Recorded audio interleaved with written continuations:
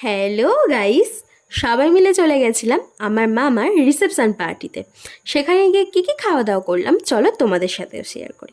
প্রথমে দিয়ে গেছিলো জলের বটল, তারপরে দিয়েছিল সাদা ভাত, ভেজ ডাল আর ঝুরি আলু ভাজা, তার সাথে লেবু ছিল।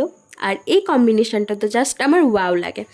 তারপরে ছিল পটল চিংড়ি, তারপর ছিল কাতলা কালিয়া। পটল চিংড়িটা তো আমার বেস্ট লেগেছে, এরকম পটল চিংড়ি এর আগে আমি খাইনি। তারপর ছিল চিকেন, আর চিকেনটা প্রচণ্ড ভালো ছিল খেতে। তারপর ছিল আমের চাটনি আর পাঁপড় ভাজা। তারপর ছিল সুগার ফ্রি সন্দেশ, আর ছিল রসগোল্লা। রসগোল্লাটা আমি খাইনি, আমার বাড়ির সবাই খেয়েছিল, সেখান থেকে তোমাদেরকে দেখিয়ে দিলাম। আর তারপর ভাবছিলাম কী দেবে কী দেবে, ভাবতে ভাবতে হাতটা ধুয়ে ফেললাম। আর তারপর চলে এলো আইসক্রিম, হজমোলা আর দাঁতের কাঠি। তো আইসক্রিমটা আমি খেতে থাকি, আর তোমরা চটপট চ্যানেলটাকে সাবস্ক্রাইব করো, আর ভালো লাগলে আমাকে কমেন্ট করে জানাও।